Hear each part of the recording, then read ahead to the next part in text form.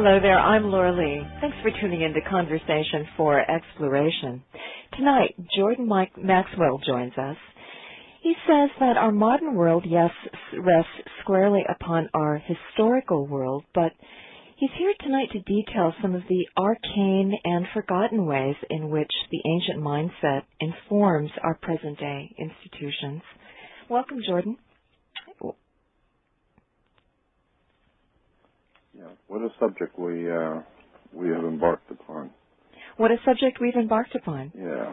This has occupied you for how many years now? For 40 years I have been involved in researching and studying the subject of occultism in politics and religion and institutions. And by occultism I mean the classic understanding of the word occult in Latin means that which is hidden. And so much in our world that we live in is hidden from us. We use terms and words and phrases and see symbols and emblems all around us. And so much of it is hidden to us. We don't really understand why we use certain terms and why we use certain words. And most people are just not very well informed as to how the entire world really works. And so the word occult does not mean evil or bad. It just means hidden. Is it mean forgotten because once everyone was well aware of what some of these connections were, but we've just forgotten over time? Yeah, well... Or were they hidden in the first place? Well, I can give you some examples. Most people are frightened to death when they're summoned to court. And it never, most likely has never occurred to anyone, why do you even call that thing a court? Why do you go to court? Because you play basketball on a court. You know, you play tennis on a court. Right. The reason why it's called a court is because it's basically a game, and the idea is that the judge is a referee, and the whole idea is to put the ball back in the other guy's court. Oh, I see. Consequently, it's a fascinating study of words and terms. Let me give you a better example. There are two kinds of laws in the world. Now, very few people even have heard of this, but there are only two kinds of law on the earth. One is called civil law, and it comes from the word civili, which is a Latin term. Civil law is the law of the culture of the people that live in the country. And so, therefore, it's referred to in law as, civil law is referred to as the law of the land. Okay. Because that's where people live, is on the land. However, there is another law which also operates on earth, and incidentally, the law of the land is different in every country, of course, because in every country the culture is different. So you can do things in Russia you can't do in Africa, or you can do things in Spain that you can't do in England. So it's according to the custom of the people decides what is referred to as civil law, or the law of the land. Now, there's a higher law which governs the whole earth, but that's a law that none of us seem to be very well acquainted with, and that is called the law of the high seas. The law of the high seas? Yes, the law of the high seas is the most powerful law on the face of the earth. There is nothing over it, nothing. It's the most powerful law existing on the earth, called the law of the high seas. It goes all the way back, as far back as the Sumerian and Babylonian empires. It was perfected under the Roman Empire, and it has come down to us from Rome today. It is still enforced the same way as it started out in Sumeria some 7,000 years ago, to the Roman Empire some 3,000 years ago. And today, England and America and the entire world of mankind operates under a world law, which is referred to as the law of the high seas, or International Maritime Admiralty. Oh, now it's been renamed to International Maritime Admiralty. Right. What does it say, and who would enforce this? And what about landlocked countries? Are they bound by this if they don't have access to the high seas?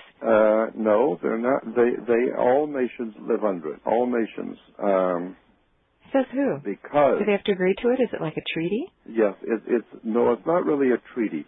It has been understood and was laid down by the ancient powers of the world and the prehistoric and the ancient world, and pretty well codified by the time it reached Egypt.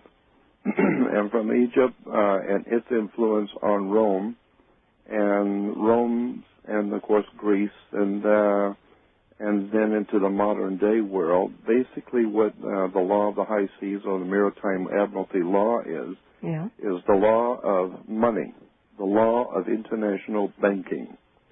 Because, you see, you can do business here in America. You can buy things from, say, Russia, import them, and turn right around and export them to another country. Right, and so all of those early cultures that traded wanted to make a law that would be bound by all the tradees.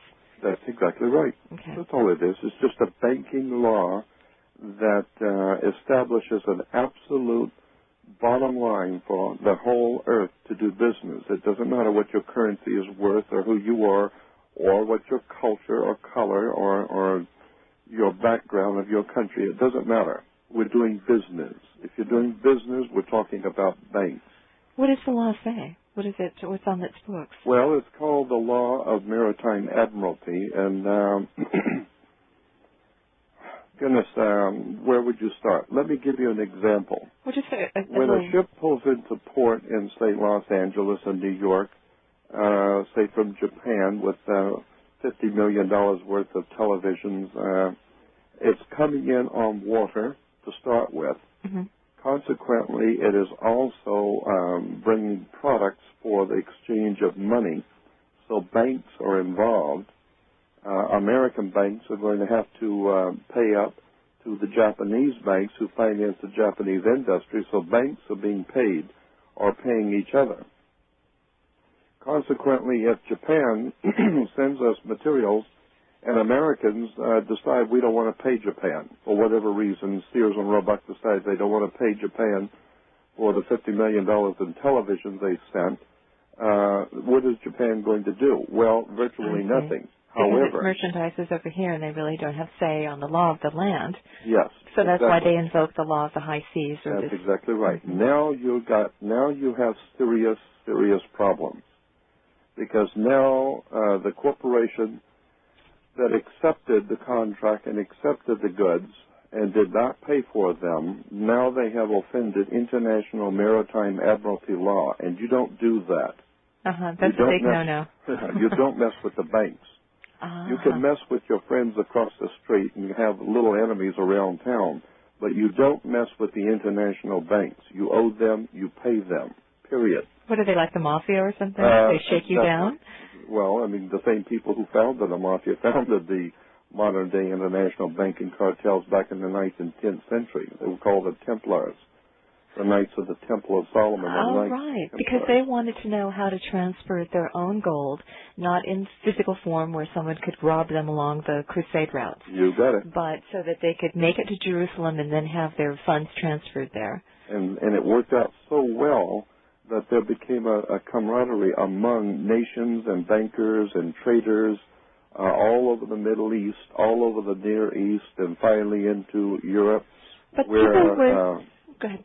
Where everyone understood how this thing works.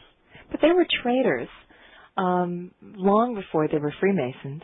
Oh, of course. I understand that. As I said, it goes back to 7,000 years old ideas, scenario. sciences, institutions do what we call mutate.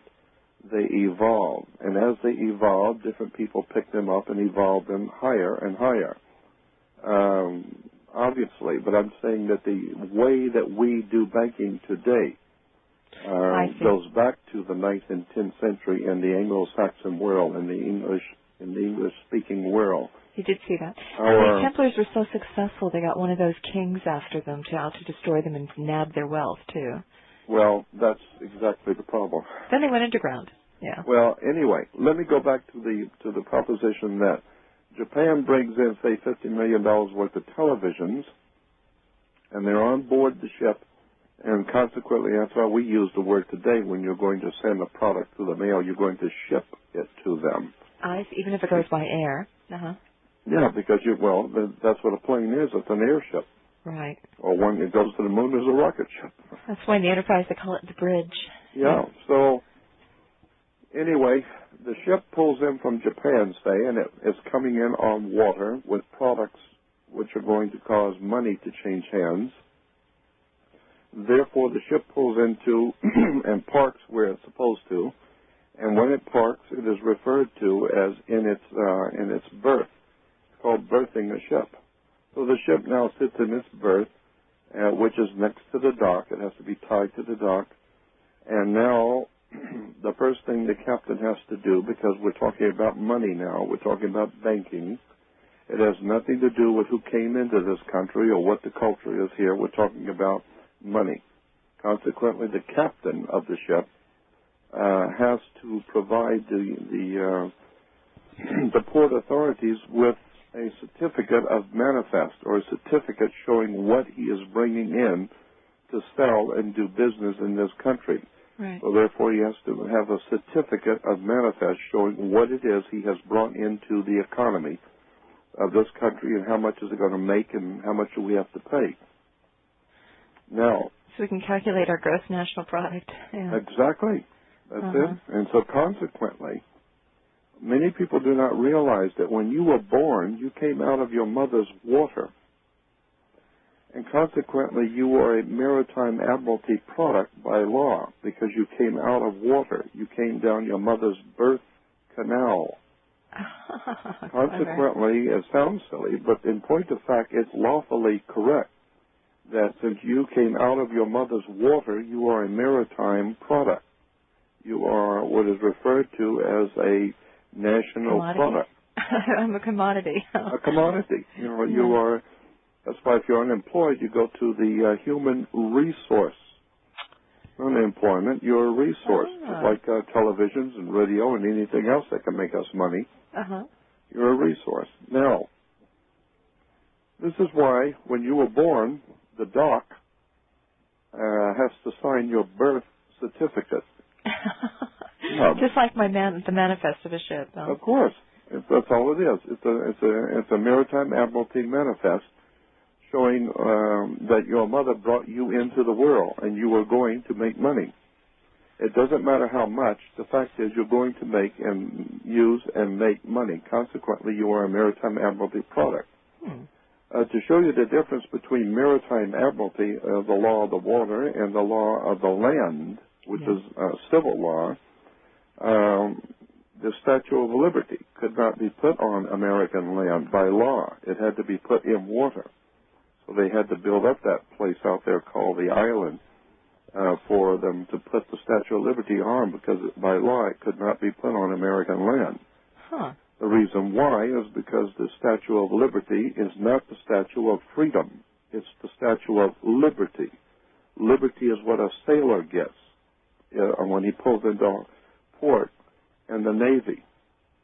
The Navy owns you. If you join any military establishment, you are, in point of fact, a GI, a government issue. You are owned as a piece of property. For the time you're in there, you are property. And consequently, if you have a fleet of cars, they are your property as a corporation, but if one of them gets tore up in an accident, so what? So you take it off the operating expenses. You don't cry about it. If you have whatever it is that you're losing in business, you just take it off your taxes. Well, and any time a military person gets killed, there's nothing to cry about. It's just a piece of property. So you just take it off of the taxes, and it's a maritime admiralty product. And the entire thing is a piece of business. It's nothing, it's nothing personal. Now, once you understand that you are a maritime admiralty product, if you order a big refrigerator or some large item from, say, Sears, and you can't take it with you in the car, well, then you have to wait till they deliver the next day. Well, this is what your mother did. She delivered you in the delivery room because she was delivering a product, and under maritime law. Now, all of this is just academic, and it's interesting to some people. Most people couldn't care less about it. because they don't see the profound significance of it. But it's when you get into court, when you are stopped by the policeman, when you get the bill from the Internal Revenue, or you get a subpoena to court, or get yourself in some serious trouble. Now it becomes important for the first time in your life to understand how you got in trouble and how to get out of it. Well, you got in trouble because you are a maritime admiralty product. So when you go to court, the judge is a referee. And the referee will sit and listen to both players on both sides of the courtroom. And the whole idea, as I said, is to put the ball back in the other guy's court. And at the end, the judge will decide who won the battle and who won the game. Mm-hmm. Now, he sits on the bench, which is a maritime admiralty term. The judges rule from the bench. The word bench is a Latin word for bank. Oh, really? So if you went to the bank in the Roman Empire, you went to the bench. And consequently, the judge rules for the bank because he sits on the bench. And he wears a black robe. Why do judges wear black robes? They look distinguished and dignified? Well, it looks like it's important. It makes it look official. No, it has nothing to do with looking official. Black robes have to do with a secret society or a brotherhood that's come down to us for the past 6,000 years. It's called the Saturnalian Brotherhood. The Saturnalian Brotherhood, or the law of the planet Saturn. Saturn now comes into the picture of maritime admiralty. This goes all the way back to, as I said, the old Phoenician, Canaanites, Sumerians, was picked up in Greece and Rome, and even the Nazis wore black robes. And in England, of course, the lords wear black robes, and in America, our judges still wear black robes. It's a startling and profound story when you understand how courts work. And how do you determine what is civil and what is maritime admiralty? Well, first of all, if any money is changed hands or has changed hands, which caused the problem, you're talking about maritime admiralty. Anything where money changes hands is now business. And this brings into play maritime admiralty. So this is different than damages. So if somebody breaks something in your storefront and you wanted to get reimbursed, that's civil law. No, that's maritime admiralty. Because money is going to change hands, or... Well, isn't that the case in most suits? Say it again? Isn't that the case in most suits, that there's some dollar amount attached to it somehow, somewhere? No. Anytime something like that happens, you go into court, and you can plead your case one way or the other, but it is still being heard officially under maritime admiralty and not under civil. So much of our laws have been, even the law of the land has now been transferred under the law of maritime admiralty because the corporation called United States went bankrupt in 1930 under maritime admiralty. I should stipulate this, that back in the 1870s, right after the Civil War quieted down, a group of men got together and incorporated a privately owned corporation or a company. Well, of course, anyone can. Well, this group of men got together and they incorporated a company, and they called the company, very clever, they called their company United States Company.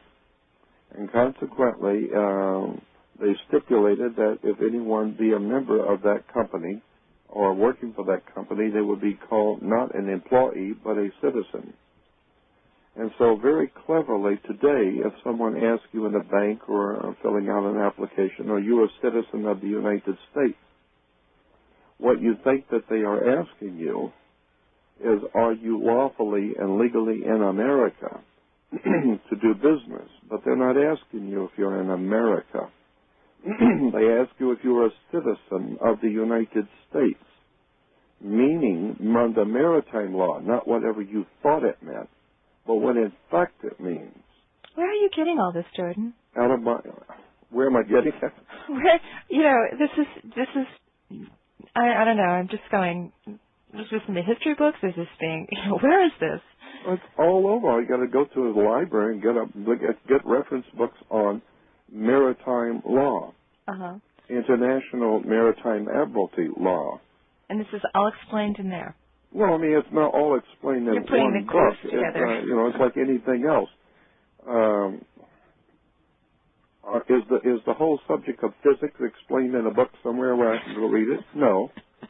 Where is this corporation? You're saying that somebody put up a side-by-side corporation, yes, then sort of subsumed the U.S.? Yeah, of course. And nobody knows about it? That's right.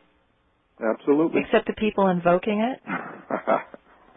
Yeah, but don't take it personal. It's just business. Okay. Go ahead. Go ahead. So consequently, it's like anything else. Any good detective, what am I trying to say? Like Columbo.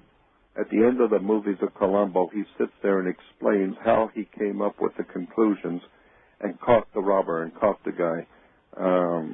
But you think, well, how did you know that? Where did you get all this information? Well, it takes some 40 years of being experienced to know what you're looking for. You have to be educated in this particular field to know what the words and symbols mean. So when you walk into the crime scene, unlike the rookie, you already know what to look for. And in about 10 minutes, Columbo has already sized up the situation and pretty well knows what happened here and has probably nailed down who did it. Now all he has to do is put a case together and prove it. Okay, but here's the question. If you're saying that there's this occult system that supersedes all the laws that we think we operate on, exactly. But everybody has to agree to it or nobody's going to follow those laws. All laws are somebody saying, this is the law. It's just a system that you get everybody to agree to make the thing function. Well, I don't see how a hidden law system, unless everybody knows about it, can even function because nobody's going to follow. If there's just a tiny group of people that are holding the reins here, to me it's contrary to the whole concept of what laws do. They're just agreed upon principles, rules of the game. Well, when you walk into... How can there be two games going on at the same time? Say it again? How can there be two games going on at the same time under two different sets of rules? Oh, heavens. Where have you been? Unless there's a wider number of people who are agreeing to this occult maritime law thing that you're talking about going on. I'm just asking a logical question. No, I know, but I'm just saying, do you not know that when you walk into, say, a large bank in New York City like Chase Manhattan, excuse me, and you're going to do $100 million worth of business, you have to know that if you're going to, say, open up a corporation or move your corporation funds as like an international corporation, General Motors or whatever, you're going to have to know that you're going to need attorneys, you're going to need advisors, you're going to need a whole army of professionals to explain to the boss and explain to the stockholders how this international banking world works. You can't just walk in and put $700 million into an account and wire it. If you're a corporation, there are certain laws, regulations, rules, and you don't have to know them all, but you had better have someone hired that does know them all. Well, right, but everybody agrees that they exist and will operate under them. Well, so everybody agrees that international banking laws govern banking. And who agrees to that? The banks do. You don't have to agree to anything. The banks have already agreed to it because the banks have already connected to maritime admiralty. So you don't have to worry about how banks work. You don't have to worry about how the federal government works. It's there. And if you're a part of it, you'll know how it works. And if you're not, just be careful and don't get in trouble. No, but you don't have to understand it. People don't. But you're saying there's a whole group of people that work the government, but then they write textbooks that explain it in an entirely different fashion. I mean, I can see some textbook error, but a whole. Anyway, I'm not going to argue the veracity of it. Go ahead. I want to hear this out. I understand your feelings because it is a new it's a new subject, but that's what you run into when you're a talk show host. You run into all kinds of strange and interesting things. Go ahead. And but but just mark my words that what I'm telling you is the truth, and one has only to go to a library. Yeah. And call your local bank. Don't talk to the tellers. Tellers know nothing. Talk to the head office of the bank and talk to the president of the bank and ask them if they know anything about international maritime admiralty law. Okay. And they will tell you, yes, that is the Bible for all banking on the earth, period. Interesting. Okay. And it has nothing to do with you. You don't have to worry about nothing. You just put your money in the bank every week and do your job and pay your bills and stay out of the way. The international banking cartels operating all over the earth for the past 1,600 years under the Roman Empire, they will take care of business. They know what they're doing. It has nothing to do with you. It's actually none of your business. I was asking more about the corporation that called itself the U.S. that you said superseded our Constitution, which we think we run on. Yeah. All right. Let me go back to that then. The company was called United States, and anyone who works for that company is referred to as a citizen of the United States. It does not matter if you are an American. It doesn't matter. No one's asking you when you walk into a bank to fill out a form to open an account. They didn't ask you, are you lawfully in the country called America? Are you an American, or are you lawfully in this country of America as an American? Nobody ever asks you that because nobody cares about that. You're doing banking. It doesn't matter if you're mafia or if you're some Mexican slave from Mexico or if you're Don Corleone. It doesn't matter. Banks are banks for money. I mean, everybody knows that. Nobody cares where your money comes from. It could be drug money. It could be hard-earned money from picking cotton. It doesn't matter. It's just a bank. Mm-hmm. So consequently, you have to finish the story when we come back from this break. We're talking with Jordan Maxwell. We have a link to his website if you'd like to learn more. I'm Laura Lee.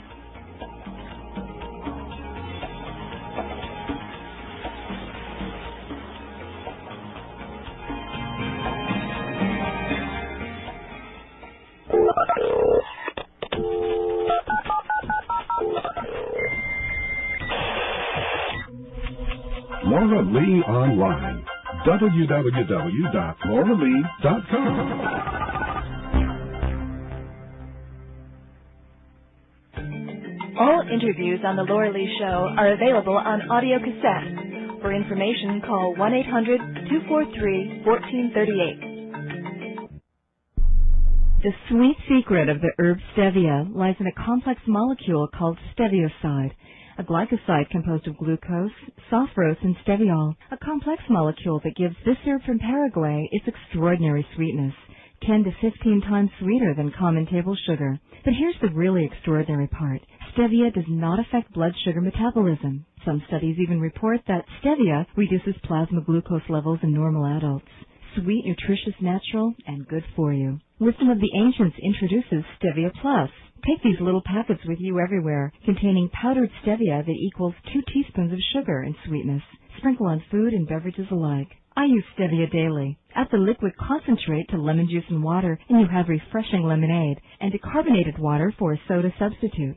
Stevia makes any herbal tea taste sweeter and better. Stevia is good for your skin, too, applied externally. Try it. It's versatile, good for you, and sweet without the calories. Wisdom of the Ancient Stevia products are the highest quality available. Call 1-800-243-1438.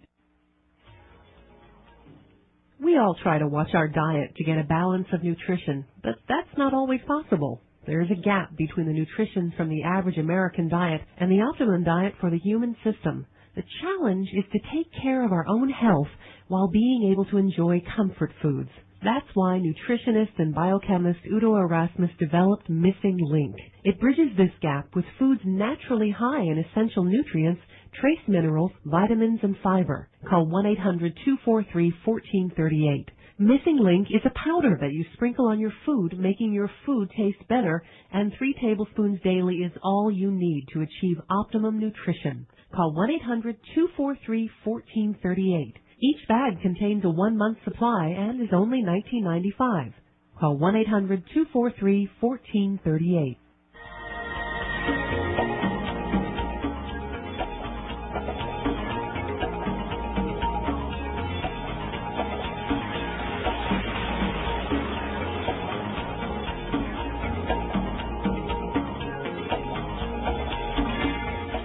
Laura Lee here with Jordan Maxwell. Jordan, continue. You're telling us how the ancient mindset still has quite a hold on our institutions in a very occult or hidden way. Yes, it's an extraordinary story, and I grant you that. And it's and most Americans, most people, have never thought in these terms. But it doesn't mean that it's not right. It just means that most people have never thought about such things. If we go back to, let's say, the courts to start with. Yeah. The court. Well, let me explain this: that the difference between a maritime admiralty or banking law and civil law is night and day. There's no connection at all. When you get any bill, now follow what I'm saying, any kind of a legal, lawful communication from government or from any corporation, say a bill from an oil company, internal revenue bill, a subpoena to court, anything which is lawful, legal, and is business. Yeah. Anything in this country that you receive as a subpoena to court or a bill to the Internal Revenue or your oil credit card bill, whatever it is, if it's a lawful, legal document of any kind, period, your name appearing on that document must be, according to maritime law, it must be in all capital letters. It cannot be upper and lower case. That's the law. Really? Therefore, anytime you are sued, anytime you get a bill from anyone, anytime you get subpoenas to court or fined or ticketed or sued in court, your name must appear on any and all paperwork in all capital letters. Why? Because you do not own your body. You do not own yourself. Consequently, you are a product. You are a maritime admiralty product. Someone else owns you. Therefore, you are dead to any rights. You have what is referred to in law, no leg to stand on. You have no standing. And why? Because all capital letters name implies that you are a maritime admiralty product. You are not a human. You're not a living entity. You're a product. Because your living entity person, the actual you, is represented under law by upper and lower case name. Upper and lower case. So if you sign your name upper and lower case, everyone in law, most people don't know this, but people in law will know this represents you, your personal self in your body. Yeah. However, if they're going to sue you or send you a bill, no one can attach anything to your physical body. No one can come in, touch you, or take from you. So it has to be done lawfully and legally. Well, all law in this country, no matter what it is, civil, state, county, federal, international, all law in this country and in the English-speaking world is all law is applied to corporations, not to individuals, upper and lower case names. All law can only be applied to corporations. It can only be applied on the maritime. It can only be applied to the all capital letters name. And all capital letters name means that you are a product. You are nothing more than a product. So as a living entity, you're dead.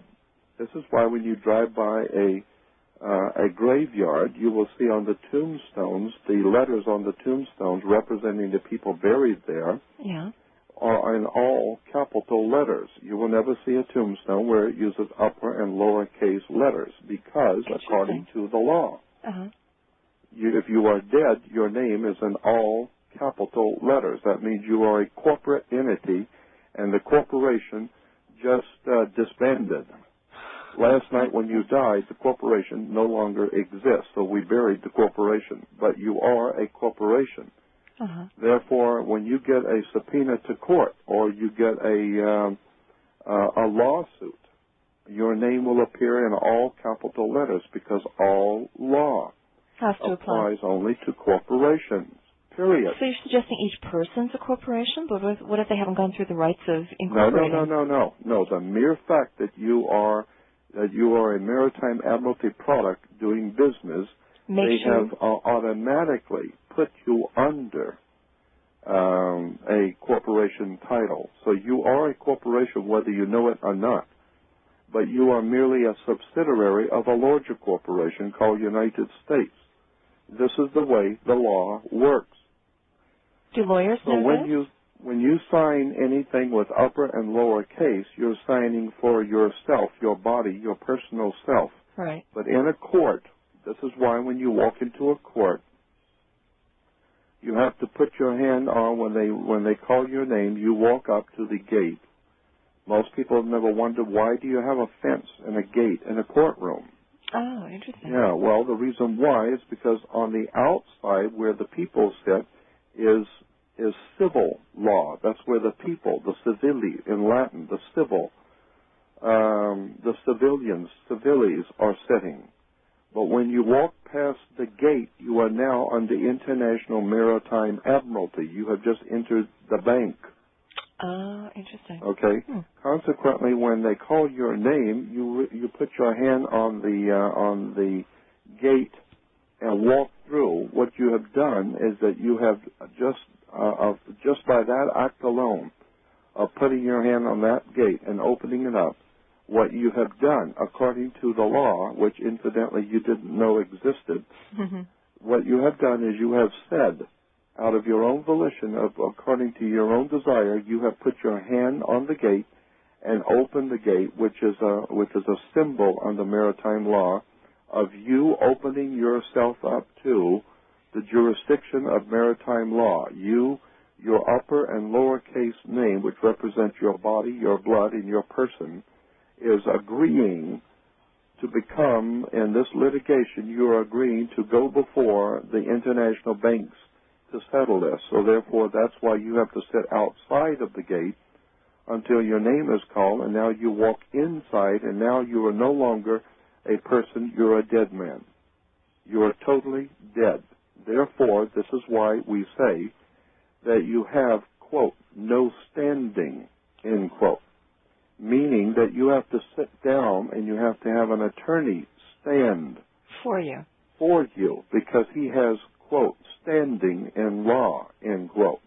You have no standing. Why? Because your name on the paperwork is in all capital letters, means like the graveyard, you are a dead person. You don't even exist. You're dead.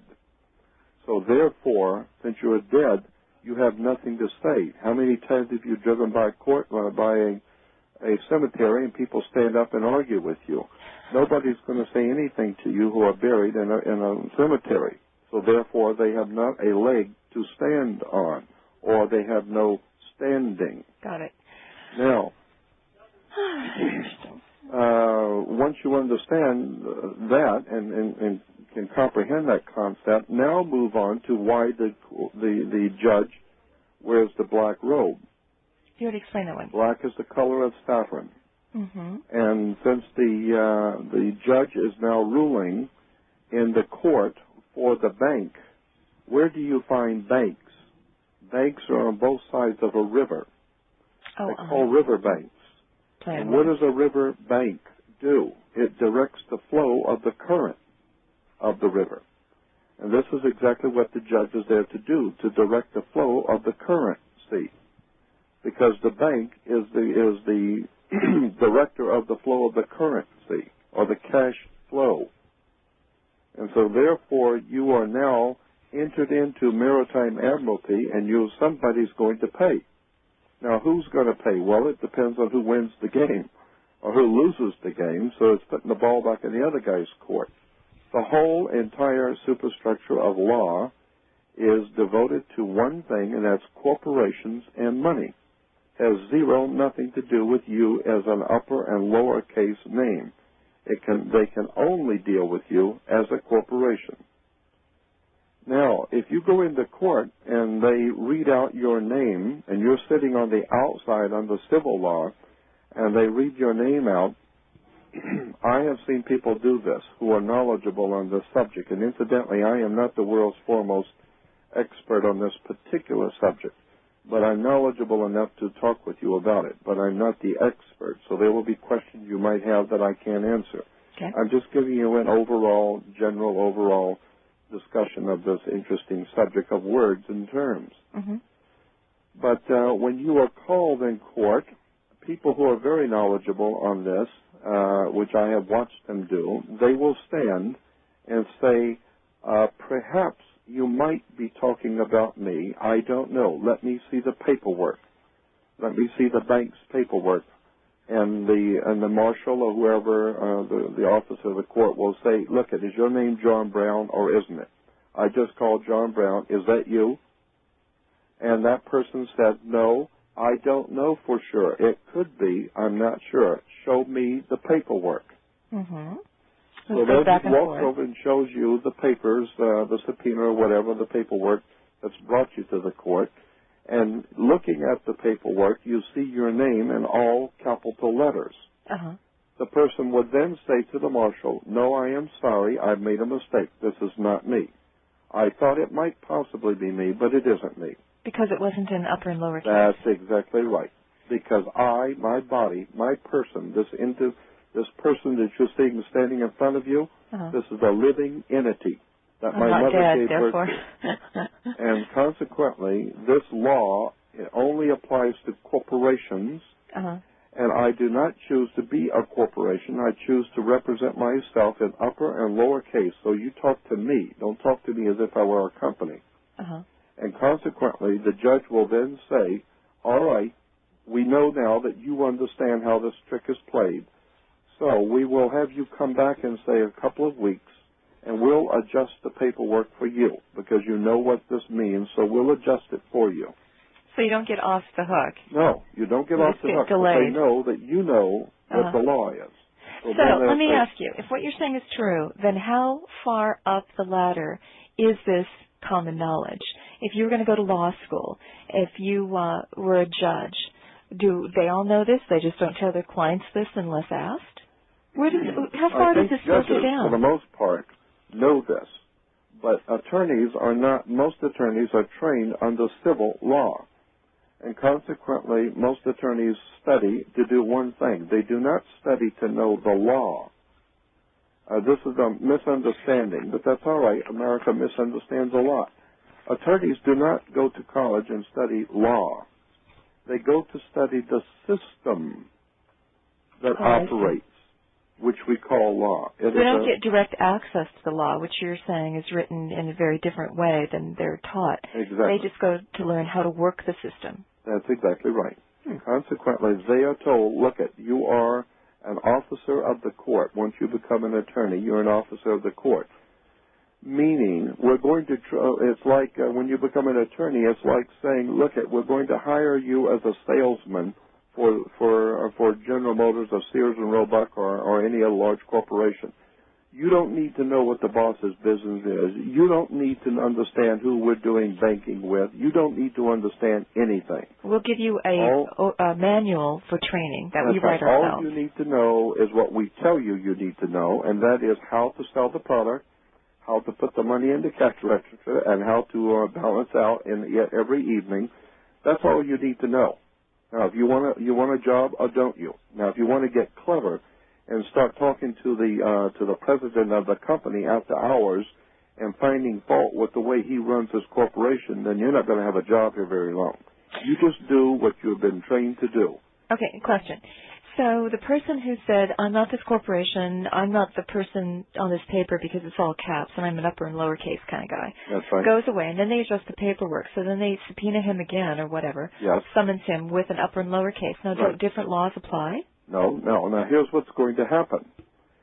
You will come back to the court, because I've seen this happen, and there is your name now all neat and orderly, upper and lower case. And now the judge is smiling and grinning because he knows he has you now. Because you knew, as well as he did, that he doesn't have anything as long as your name is on all capital. But now that you know, and he knows, he has changed the paperwork for you, And now it's upper and lowercase name. Now he's got you. However, the law says, maritime law says, any time, period, any time you use a name upper and lowercase on a piece of business, it must, by law, must be followed by an AKA, also known as. And then the name must be in all capital letters, because no law in this country applies to you, period. Therefore, if you're going to use the upper and lowercase name, which is you, then you're going to have attached to that an AKA, which is also known as the uppercase, the all capital letters name. So it's just saying, we know that you're this piece of property, but you may think of yourself, and we're going to attach you with this AKA. All right. So then what happens? Then it proceeds with even more vengeance? Then what happens, the judge will say, all right, is your name now spelled correctly? And you have to say, yes, that is my name. Now you've got me. However, according to the law, all laws, all federal laws, state laws, no one, and that is no one, can get an AKA on your name but you. No one. Interesting. I cannot walk into the county court of records in your city and ask for an AKA. I want to do business as, or also known as, Laura Lee. Mm-hmm. Because they're going to say, well, where's your identification to show me who you really are as opposed to who you want to be? And consequently, it would be a very serious offense for me to get an AKA using your name. Okay, so the court can't really do it, or the judge, right. or these lawyers. So then exactly. what? Then you can say to the judge, as these people did that I saw, mm-hmm. who got me an AKA without telling me? Because whoever did that is going to jail. Mm-hmm. Because you can't do that. Because no one can get me an AKA and use my name and sign my name to an affidavit saying that I want an AKA without my express written permission signed by me. And I have to pay the $20 to get the AKA. No one told me I had an AKA. No one asked me for that. It was done illegally. No one inquired of me if I wanted an AKA. Therefore, someone has committed a felony. Mm-hmm. Someone's going to jail because they used my name on this document unlawfully. I am not an AKA. I am not all capital letters. Thank you. I am upper and lowercase. If you can get me any kind of a piece of paper that has my name upper and lowercase by itself, of its own, with no AKA, now you've got me. Mm-hmm. And the judge will say, we cannot do that. It is impossible. Under law, no one can be held if it's upper and lowercase name. We have to have it all capital letters. Then I would say to the judge, well, I'm sorry, adios, goodbye. And so your friend did that? Oh, yeah, I've seen many people do that. Ah. And the judge cannot do anything. So the lawsuit or the summons or whatever is dropped? The whole thing is dropped because that's the law. If you cannot, unless you want to press it, if the judge wants to press it, he knows whoever he sent to get the AKA is going to jail. He knows that. I know that. Uh-huh. So consequently, they have played out their hand, and you played out yours, and they've come to the end of the line, and then they say, just throw this case out. Uh-huh. Next case.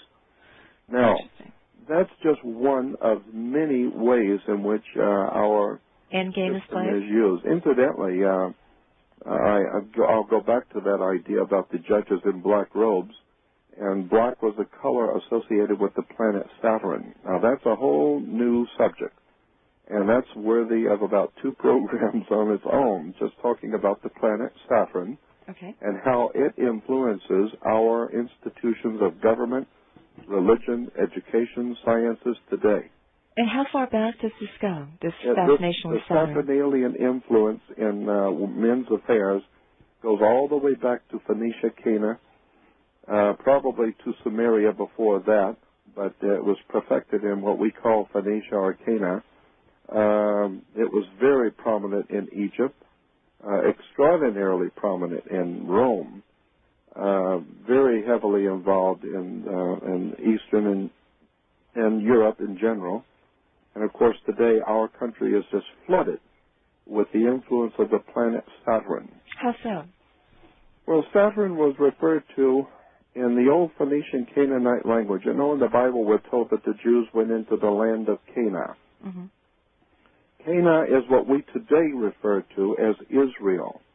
Israel, Lebanon, today was many thousands of years ago referred to as Canaan, the land of Canaan.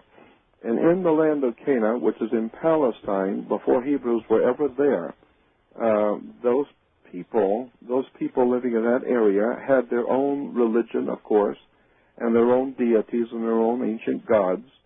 And their primary god in the land of Canaan was the planet Saturn. And Saturn was officially given the color of black, or assigned the color of black. He was referred to as the black planet, or the black sun. And refers directly Mars to was the red sun, or the red planet. Venus was green. This is why the Islamic world has green in their flags, because of Venus. That's why the crescent and the star and the crescent in the Islamic world on their flags is the star and the crescent. The star is the morning star, star of the morning, or the star of the east, or eastern star. And the crescent is the crescent of the planet Venus, not the moon. And this is why the ancient peoples associated the color green with Venus. Mm-hmm. And this is why, as I said, today in the Islamic countries, green is a very important color. Now, what's green got to do with Venus? What's the Well, association? anyway, let's go back to black, because that's germane to what we were talking about, the quartz. Black was assigned to the planet Saturn. And Saturn was called the black sun, or the black planet. Therefore, the priest of Saturn would wear black robes. They were the Saturnalian priesthood. Incidentally, in Phoenicia, Canaan, long before the Hebrews ever got there, the symbol for the planet Saturn, the official theological symbol that we have found through excavations, I'm saying we, the world of archaeology has found many, many temples in what we today call Israel, which date back far before Israel to the old ancient Phoenician Canaanite times. Mm-hmm. And in those meeting places of worship, they have found the planet Saturn with the rings around it. This is why, incidentally, women are told to listen to their god, the planet Saturn, with the god of rings. And this is why you wear an ear ring.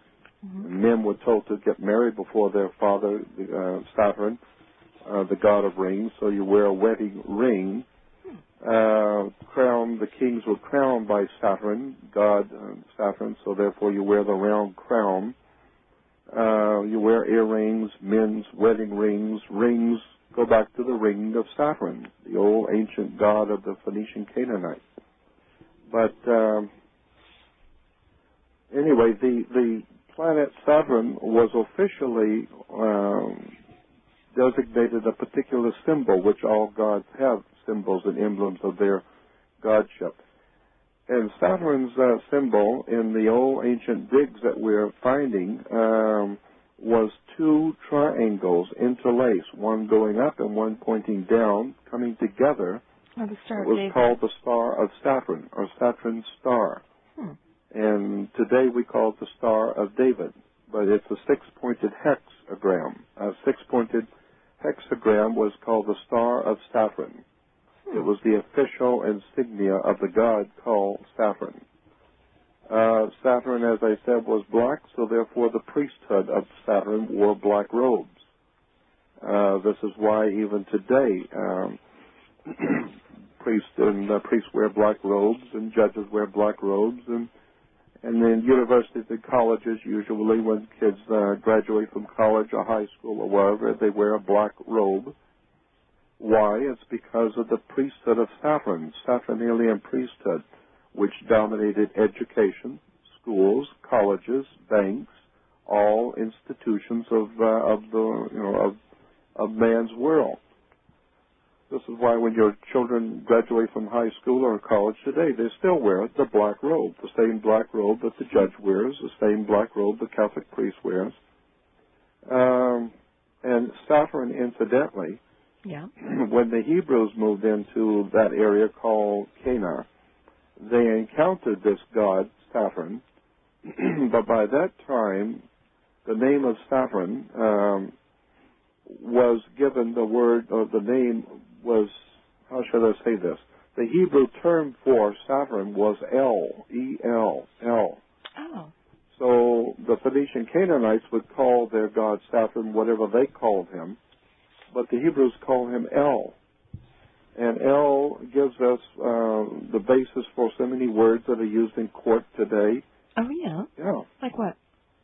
For instance, you get, if you were a worshiper of the planet El, or planet Saturn, if you were an official in that religion, you were referred to even as an elder, because you are worshiping El. Therefore, you're an elder in the church. How did you get to be an elder? The same way you get into anything. You get elected. How did you get elected? Well, now that you are elected, you are now one of the elites. You're an elite because you were elected. How did you get all of that? How did all of this come about? Well, you had the juice that makes things happen. We refer to it today as electricity because it's the juice, the flow, the currency, the current. This is why you divide churches into different denominations. It's a play on words and terms, and only if you've spent some 40 years studying the world of the occult and terms and words and understanding how these symbols work, will it begin to make sense to you. Now, I'm aware. I need to take a break, actually, Jordan. And I just want to say, I need to take a break. Okay. And if I were to look up in the dictionary that takes me back through the etymology of various words, they wouldn't give me something to do with the Greek and El. There wouldn't be other origins. Well, just look up El. Look up El in any good biblical reference work or any good encyclopedia or dictionary or whatever. Okay. And I want to mention that we need to end this hour, and Jordan will do a second hour with us. And I've got a request from a listener. He wants you to explain the Son, S-O-N, and the Son, S-U-N, of God, and how you say religious texts were changed and they used to be astrological. If we could delve into that. And as you finish up the Saturn stuff, you said there's a lot to it. Jordan has books and videos. We have a link to his website. You can find them. And you can call the radio bookstore as well at 800-243-1438. Find out about his video. I'm Laura Lee.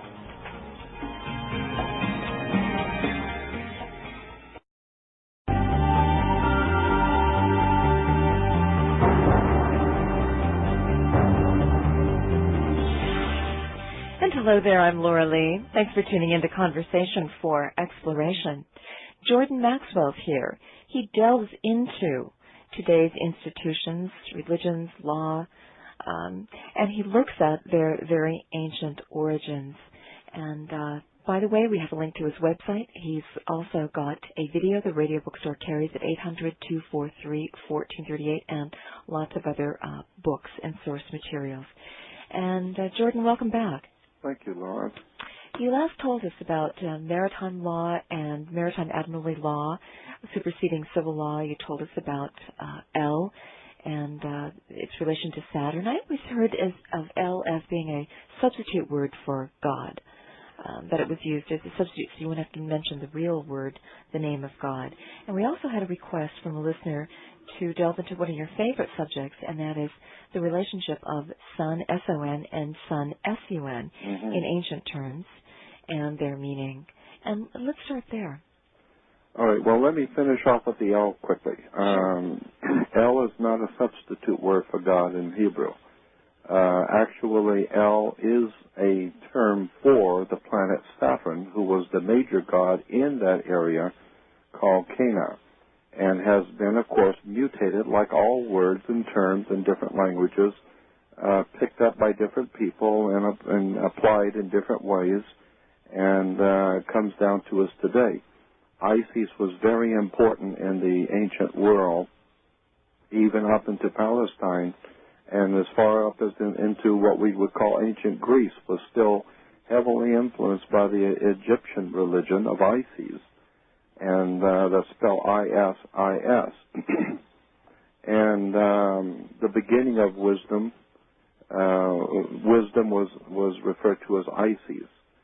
And then with the coming of Pharaoh Akhenaten, who changed the worship of Isis single-handedly as Pharaoh, he changed the whole superstructure of religion in the Egyptian world. You can do that if you're Pharaoh. And, trying to provoke that monotheism and worship of the sun? Yes, and consequently the sun became known as Amen-Ra, or Amun-Ra, spelled A-M-E-N-R-A. Amen-Ra. I mean, we still use those terms today in church because the Egyptians said nobody can see God, but you can see his offspring, his son. And so consequently, the offspring, his name is Amen, A-M-E-N-R-R-A, Amen-Ra. And so today we say the same thing in Christianity. No man can see God, but you can send your prayers to God through his divinely appointed Son. And then at the end of the prayer, you say Amen, because you're sending the prayer through Amen-Ra, God's Son, the light of the world. We're just talking about sun worship. However, going back to El, it became known as El Shaddai. And in the Hebrew, if you do not want to use Yahweh, because it's too holy a word, that was the name of God, you use Adonai. And Adonai is the abbreviation, not El. Adonai is the abbreviation for God in the Hebrew tradition. And Adonai simply goes back to the old ancient god Adonis. So there's a lot of old ancient paganry and fascination with the old ancient pagan prehistoric world. There's just an awful lot we haven't been told about religion and government and all kinds of... What about the El in Israel and Elohim? Yes, well, as I said, Isis was very important in the Middle East, in Egypt and the Middle East. And with the coming of Pharaoh Akhenaten, as I said, he changed the worship from Isis to Amun-Ra, or Amen-Ra. Now, the Hebrews were in Egypt, and they, of course, would learn about the worship of Isis. And then they were there during the transition from Isis to Amun-Ra, R-A. But well, I was going to say, and then they moved into the Middle East. I mean, moved north into Palestine. But that only lasted, what, 2 decades before? I'm not even sure.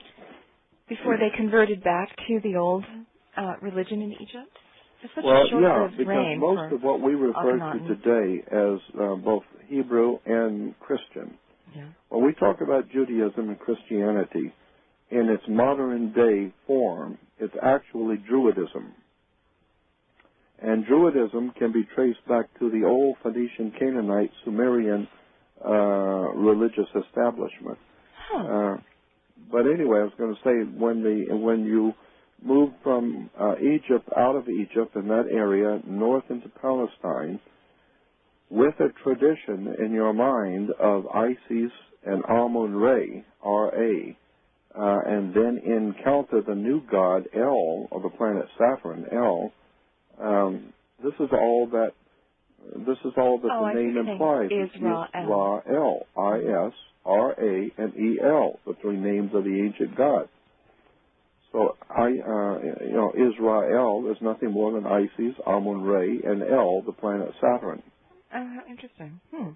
Anyway, now when we go on now to the question, which, as I told you before, I'm fascinated with this whole subject of astrotheology. Why do we have the two words S-U-N and S-O-N? Well, first of all, you need to go back to the very beginnings of the human family, and God knows how far that must be. Nobody has accurately nailed it down, but I think it could be millions of years. Who knows? Yeah. But we do know that as far back as we have any records for, which is Proto-Sumerian, as far back as we can go to know anything with any kind of certainty, we know that the ancient peoples had a tremendous fear of a great enemy on the earth. And that great enemy that all ancient peoples feared which we would refer to today as the devil, the great embodiment of all that is evil. But in the ancient world, that great evil that all nations respected and all nations talked about was quite simply darkness. When the world gets dark, people become afraid. And children are still afraid of the dark. Adults, if they have any sense, are afraid of the dark, walking through a major city in the dark. So consequently, the dark represented all things which are evil and bad and sinister and corrupt and harmful. And therefore, the the sun, obviously, to people who were living in those ancient times, if you've ever been out on the desert late at night, especially in the winter, and know how freezing cold it is and how absolutely hostile to human life it can be out on the desert late at night when it's absolutely freezing and the predator animals come out at night to eat, and you are nothing more than a sitting meal for some animal. Therefore, you can appreciate that the ancient mankind feared the darkness, and they feared all the evil that lurked at night when the animals and the snakes and whatever came out at night. You couldn't sleep very well because there might be a spider or a scorpion or something, so the nighttime was very fearful. And so, therefore, night was always guided over, and the god of night was always the prince of darkness, because it does get dark at night. And consequently, all mankind waited each morning for the sun to come up. For when the sun would rise, it would give the world back warmth and light. It would bring energy. It would energize plants and animals and food so that we could get the energy from the sun and have food to eat. Well, also remember there were no electric lights to switch on. That's true. No television and no nice warm homes. There's merely the cold desert. And so consequently the sun became the symbol in the ancient and prehistoric world of the most wonderful gift that God has given to us. The most wonderful gift that God has ever provided for us is the sun, obviously. Because if there was no sun, you wouldn't be here. So therefore, it was understood that the sun was your risen Savior. And of course, the sun is your risen Savior. If you don't think so, wait till it don't come up. Consequently, it was only your Savior if it rises. I mean, it's a wonderful gift if it comes up, but if it don't come up, we're dead. So therefore, the sun became our risen Savior, who chased away the great evil of darkness, or the, quote, prince of darkness. And from there, we're talking about Sumeria now, from there you can begin to put together the whole religion that eventually became known as Judaism and Christianity. And Christianity is nothing more than the old telling of the oldest ancient story of the world, the war between goodness and bad, the war between God and the evil, the war between light and darkness. God's Son, the light of the world, and of course the Son is the light of the world. And he is always constantly doing battle with the prince of darkness. And consequently, the ancient people said that the sun does not belong to anyone.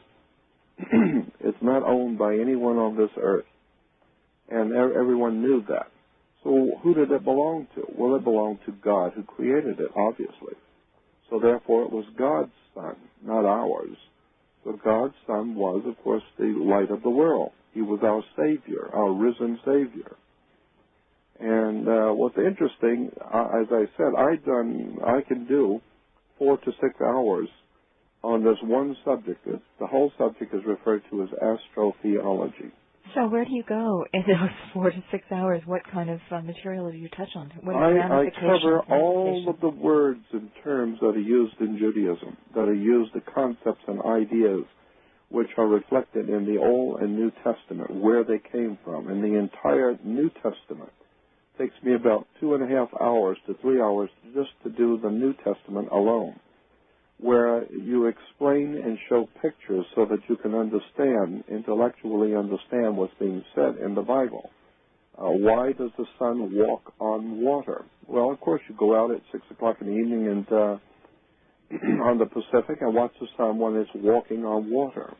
Oh, when it's sitting right there in the horizon of an ocean? Well, of course. And so consequently, when the sun comes up each morning, he was our risen Savior, but he doesn't belong to us. He belongs to God. So it's God's offspring. And so it's the offspring of God, and consequently it becomes God's son, not ours. Mm-hmm. And all the ancient peoples realized that the sun was giving off energy, obviously. And consequently, since the sun is giving off energy, energy is, in point of fact, defining energy as life. Because without energy, there is no life.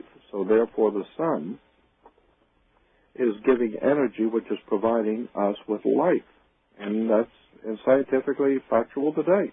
Okay, so you're suggesting that the earliest peoples were talking and using terms and phrases to describe the sun, the physical star that lights our world. Mm-hmm. Somehow along the way it got confused with or paralleled with talking about a person, a human. Of course. Tell us about that transition. Well, Lord, I've got a... Was it just that's interesting. Story, as I said, the whole story is called astrotheology, and when confronted with telling the story, I think, well, do we have 4 hours where I can sit down and start at square one? Because it's... About 45 minutes. Okay. It's an interesting, once you get the hang of it, once you start looking and understanding the code in the Bible. There's a Bible code. Heavens, there's all kinds of Bible codes. This is not referring to every third or every 10th letter. Well, that's one way of looking at a code. But the kind of code I'm talking about are terms and words. Now, for instance, let me go through this because this will give you an idea about where to start. On the first day of summer, incidentally, all of our religious concepts and ideas in the Anglo-Saxon English-speaking world and most of the rest of the world, all of our religious concepts and ideas, no matter what country, have come from the northern hemisphere, not the southern hemisphere, northern hemisphere. Okay. Consequently, on the first day of summer is referred to as the summer solstice. The sun is in the northern hemisphere, as high and as far north as it's going to get. It's directly overhead in the northern hemisphere. And consequently, on the first day of summer, the sun is as high in the northern hemisphere as it's going to go. It's not going to go any further north. However, each day the sun moves 1 degree southward, but the move is so slight that no one even notices it. But it's moving each day 1 degree southward till it finally hits fall, and for the first time it finally occurs to you, or it dawns on you, that the sun has moved southward in the sky halfway down. And now the trees are starting to be affected because they're not getting the energy, so the leaves are turning colors, and it's become fall and autumn. That's because the sun, which was in the northern hemisphere, is now moving southward, and it's about halfway gone. Now we start getting colder and shorter evenings, shorter days, and longer evenings of darkness. And then the sun keeps moving southward until it hits the lowest point in the southern sky. And this is on December 22nd. And now it is as low in the southern sky as it's going to go. And that's on December 22nd, which is the beginning, the first day of summer in the southern hemisphere. The sun has gone south. If you have the money, you need to go to Rio. All the birds are flying south. Everybody else is going south. So, if you love the sun, go down to Rio for about 3 months, because that's where it's down. The sun is down in the southern hemisphere. Yeah, we know our basic now, astronomy. Say it again. Nothing. Go ahead. So therefore, now the sun has reached its lowest point in the southern sky on December 22nd. Thank God it doesn't go any lower, or it'll be gone completely. However, each day the sun was moving 1 degree. But something interesting happens to the sun on December 22nd, 23rd, and 24th.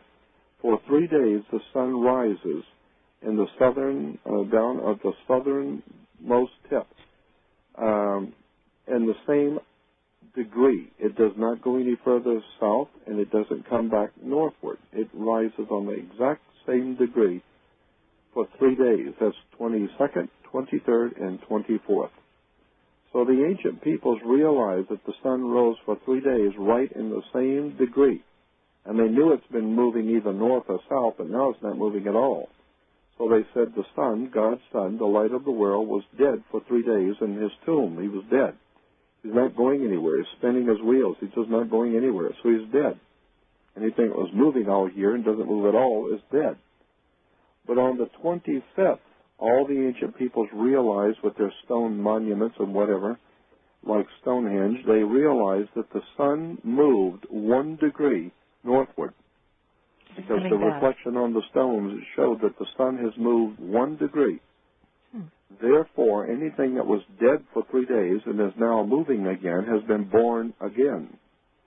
And so therefore, the ancients celebrated the fact that the sun is now going to come back to us in the northern hemisphere. And he is now born again. So therefore, on December 25th, we still celebrate God's son's birthday, or his new birth, coming back to us. This is what Christmas is all about. The sun has reached its lowest point in the southern sky, and on December 25th, moves 1 degree northward, beginning its annual journey back to the northern hemisphere. And consequently, it continues each day, moving 1 degree northward, just like it did from the first day of summer going southward. It's now doing the same thing, coming from the south, going northward. So we get these metaphors of dying in a tomb for 3 days and then rising again. Right. Which we apply to Jesus. As it's moving northward, 1 degree each day, it passes over the equator. And consequently, at that moment and at that point, it becomes a quarter of the way up, so now half the way up. So now it has brought what we call spring. All of the animals and the flowers and everything begins to perk up, because now they're getting the sun again. He's coming back. He said he would return, and he's returning. He's coming back again. And so in the spring, the first week of spring, all the nations of the ancient world celebrated God's Son has come back to us. He's coming back. He promised he would come back, and here he is. He's coming back. And so they would celebrate the spring. They would celebrate the spring equinox. Now, in the ancient world, when you died, especially in Egypt, they said that when you died, we still use the same terms today. The word pass, P-A-S-S, was used to talk about people who had died. We say grandmother passed last night, or they passed on, or they passed, what's another term? They passed on, they passed away last night. Well, the Egyptians said that when you died, you passed over from this life to the next life on the, quote, other side. So you have passed over from the death, from your life, into the world of the dead. You have passed over. And we even say that, I've heard that even in my lifetime, people saying, yeah, grandmother passed over last night. Consequently, the sun, which was dead in winter, reborn on December 25th, has finally come up in the northern hemisphere, come toward the northern hemisphere, enough that it has passed over the equator on its way back to us, which brings our first week of spring. So the ancient peoples before Hebrews ever existed, the ancient Phoenician, Canaanites, Sumerians, Babylonians, Hittites, Assyrians, all of the ancient cultures realized that the sun was coming back to the northern hemisphere, and so they celebrated the first week of its coming back, and they called it the Passover. Yeah. Because the sun was dead in winter and has come back alive and has passed over into the new life of spring. So the Passover, and of course Christians picked this up from the ancient people, from the ancient Hebrews, but they couldn't have the Passover because that's a Hebrew celebration. So the Christians would have the same identical worship of the sun, but they would just call it the resurrection of God's Son. And so the resurrection happens on the first week of spring, just like the Passover.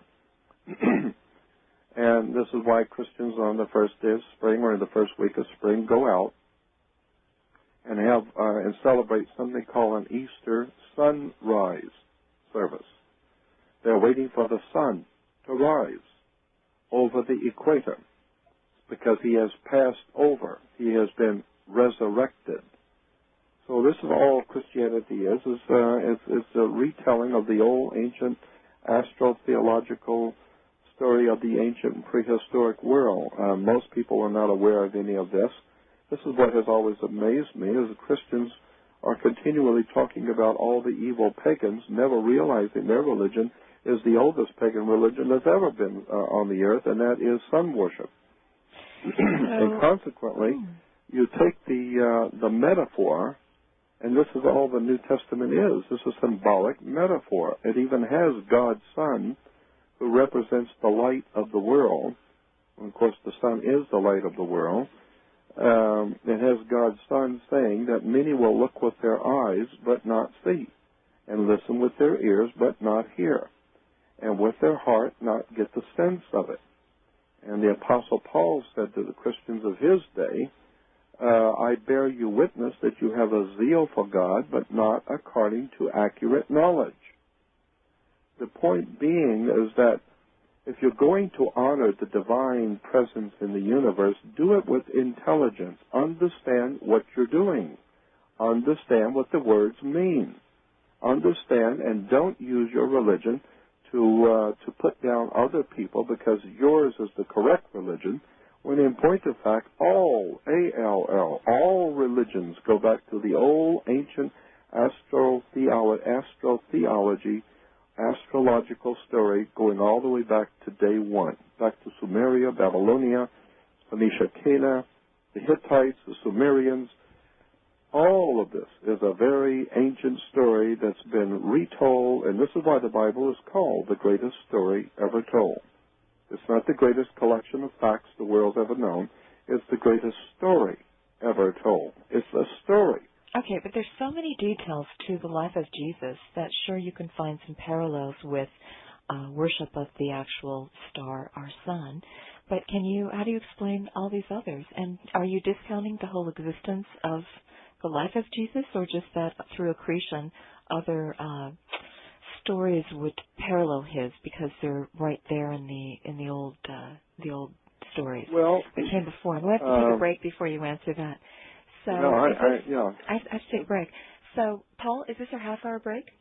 And we'll come right back with Jordan Maxwell and Laura Lee.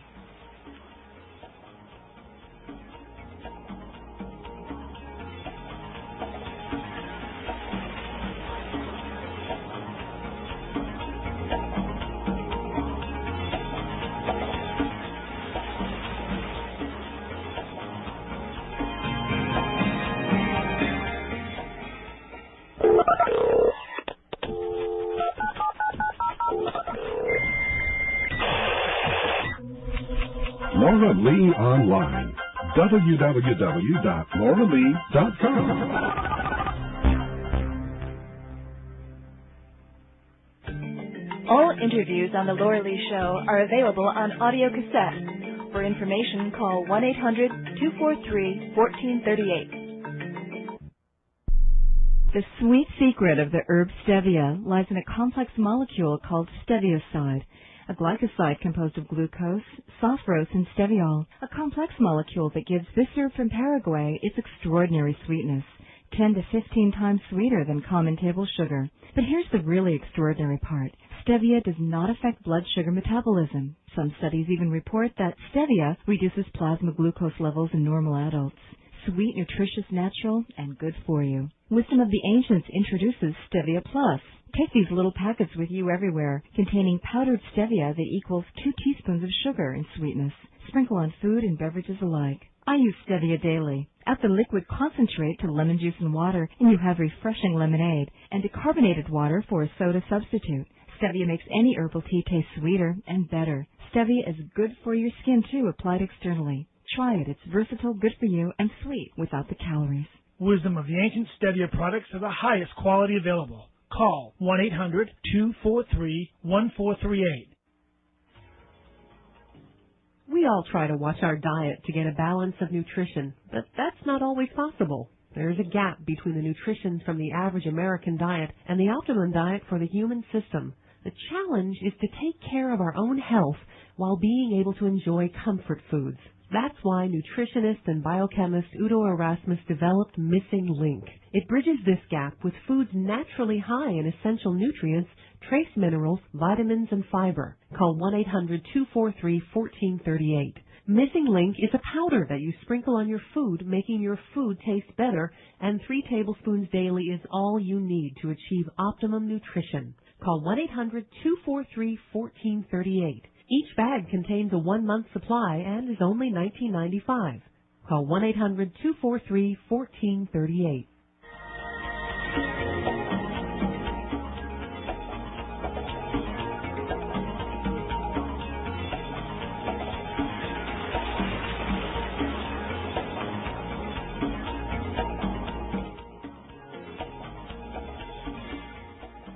Laura Lee here on the Laura Lee Show. We continue our conversation with Jordan Maxwell.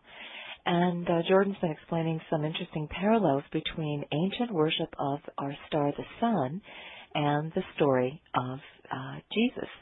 So where do you place the story of Jesus and all the other details that come up with it? How do you see it, Jordan? Well, as I said, I do a 4-hour seminar in which I start with Matthew and walk all the way through the Bible and show you the overwhelmingly obvious that unless someone points it out to you, it's like an optical illusion. It's like looking at these new kind of artwork, this computerized artwork is nothing but a blur.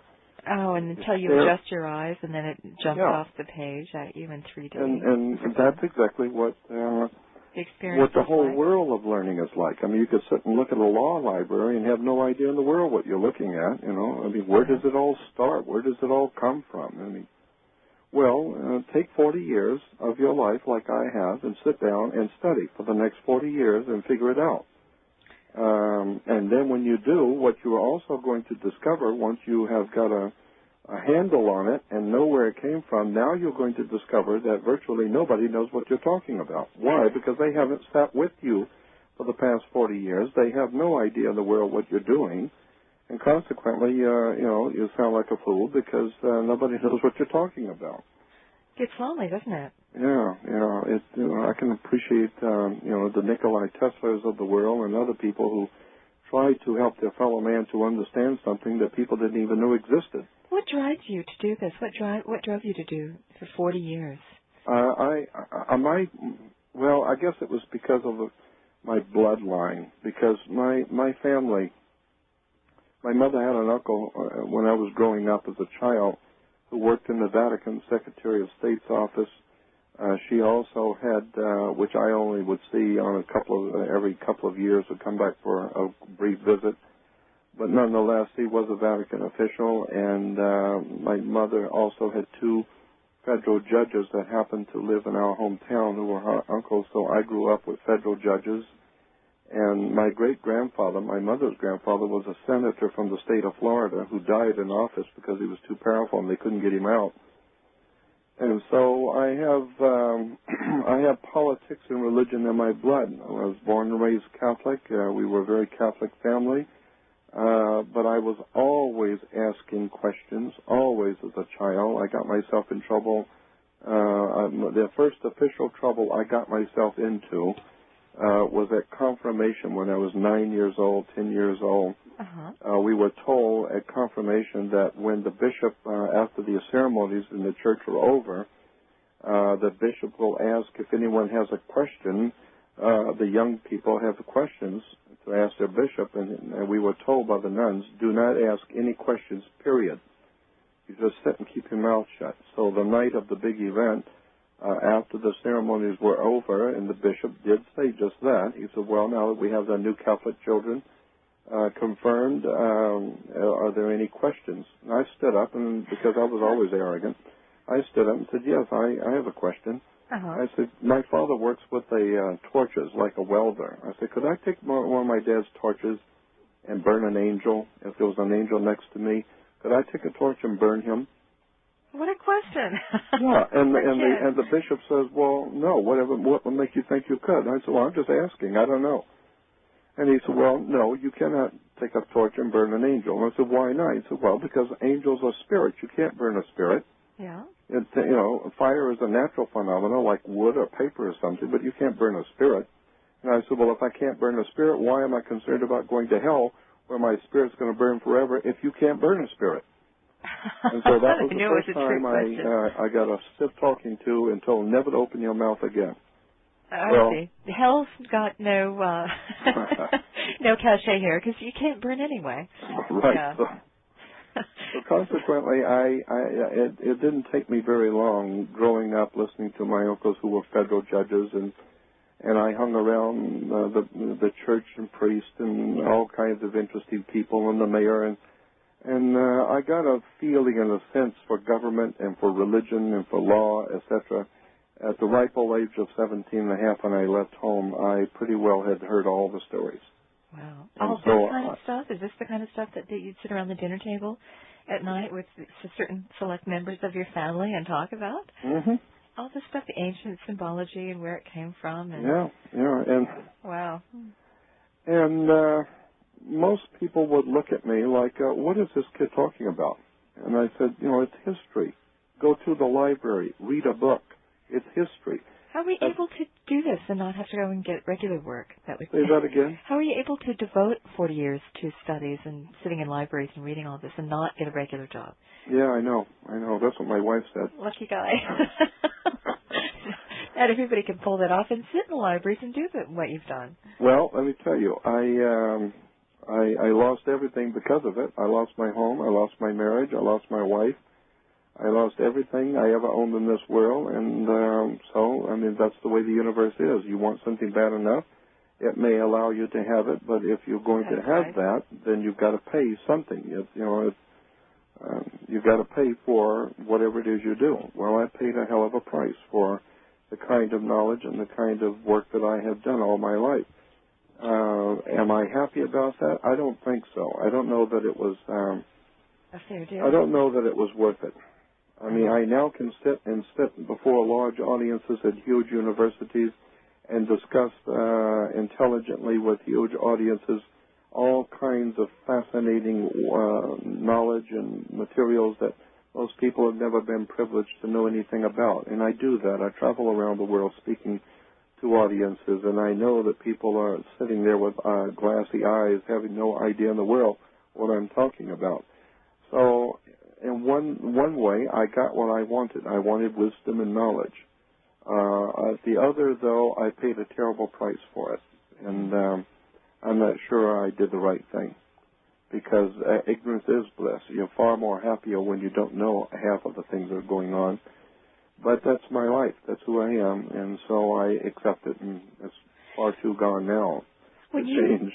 Now I just study every day, read and study every day, and I'm also happy that I am in the company of almost daily in the company of other writers, authors, lecturers, teachers, scientists. I'm a member of organizations, physicists, international physicist organizations, international research societies.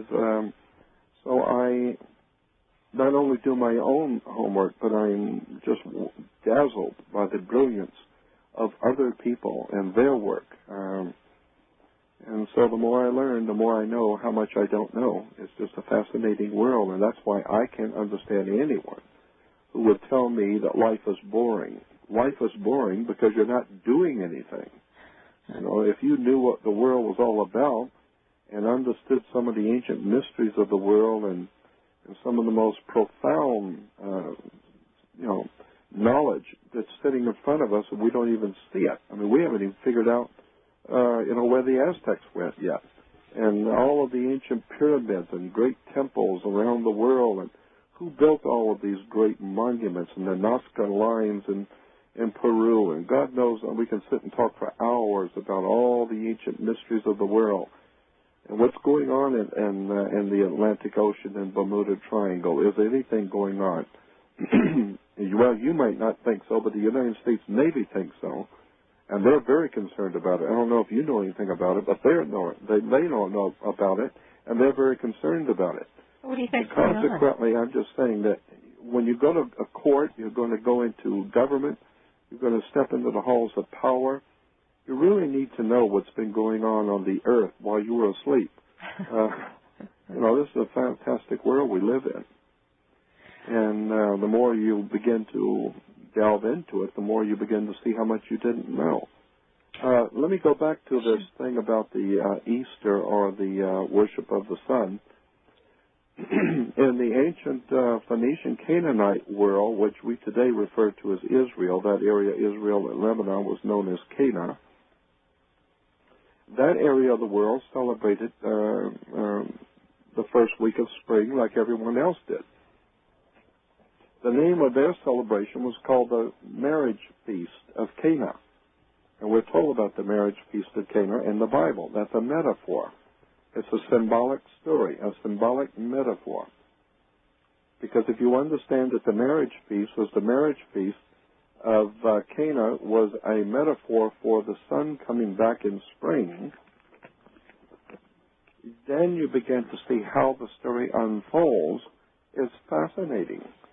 As I said, the sun comes back, it crosses the equator, it has now passed over into its new life in spring. Consequently, this also has to do, this marriage feast of Cana has to do with why we call God the Father.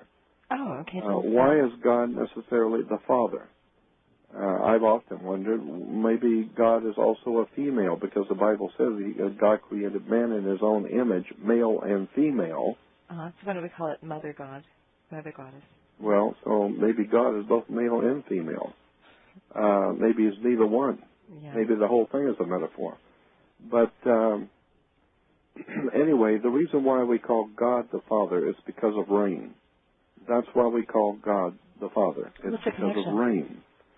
R-A-I-N is not the word for water falling from the heaven. R-A-I-N is a very ancient word for God, or name of the most ancient god in the Hindu language. In the Hindu, one of the most ancient gods of the Hindus, and I do mean ancient, his name was Rain, R-A-I-N. And this is why we use that term in our Anglo-Saxon. We have adopted that word of the god named rain. We call it rain when water falls from heaven. It's because the ancient people said that when in the spring, Mother Earth was impregnated by God the Father, because the sacred fluid from heaven came and impregnated Mother Earth, Mother Nature.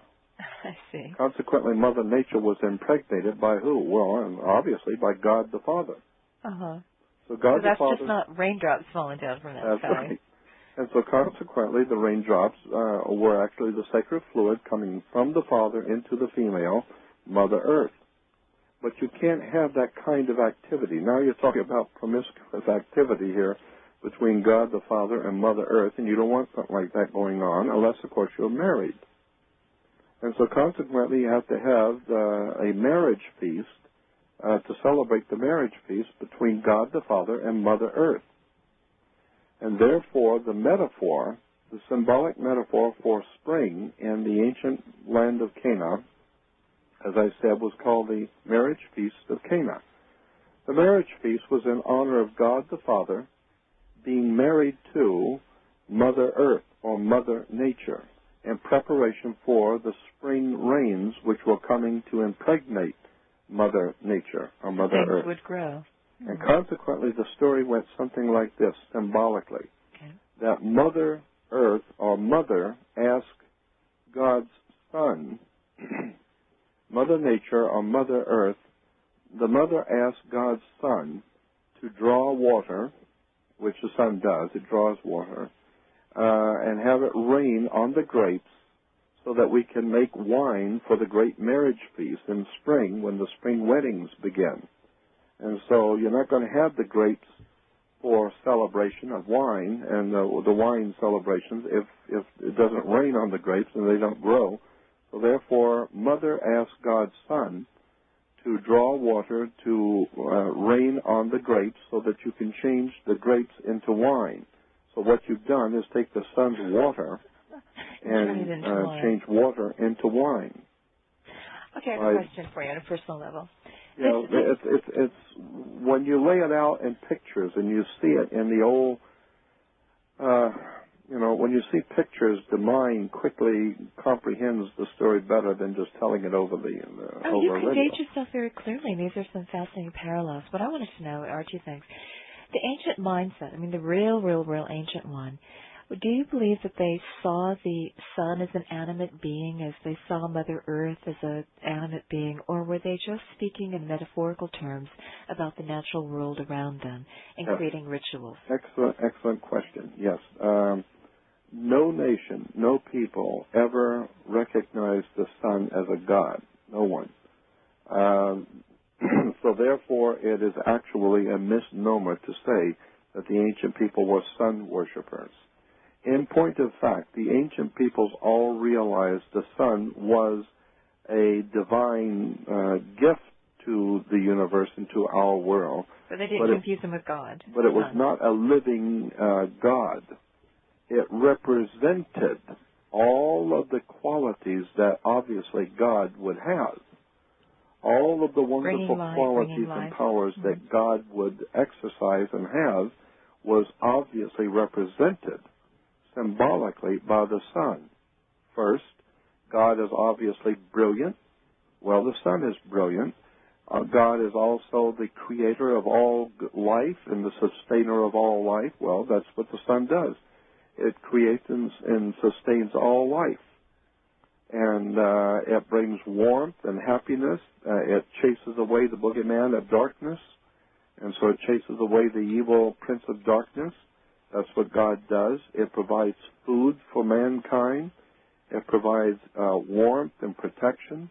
Right. And so all of the wonderful qualities that God obviously has would be symbolically represented in the sun. So even you're suggesting the ancients knew it was just a symbolic language, because we do that today. We anthropomorphize everything around us. It just helps us relate to it better. It makes it easier to talk about. Okay, next question for you. As you grew up a Roman Catholic, and I don't know if you ever believed it, considering the question that you had, you were testing it when you were little, and you're still testing it now, although I think you've broken free. So you look at this and you've demystified it. You're saying, well, maybe there aren't spiritual beings, maybe there aren't angels, maybe there aren't this whole metaphysical world of spirit, but it's just a misunderstanding that we've come down to. Or where are you on this question? I'm just asking you personally. I'm so delighted that you asked that question, because it wouldn't have occurred to me to bring it up, but I'm glad you did. Because I want to establish, I have the highest of respect for spirituality. I am totally committed to the concept that there is a divine presence in the universe that men have called God.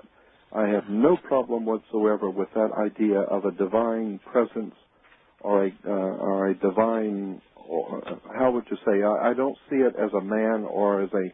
Neither do I, as a creator, whatever it is. Yeah, it's a divine creating presence in all things, in the animal life, in the vegetable life, in the life of the universe. There's a breathing, the breathing in of energy and a breathing out. We can see stars coming into being, stars dying, people being born, people leaving.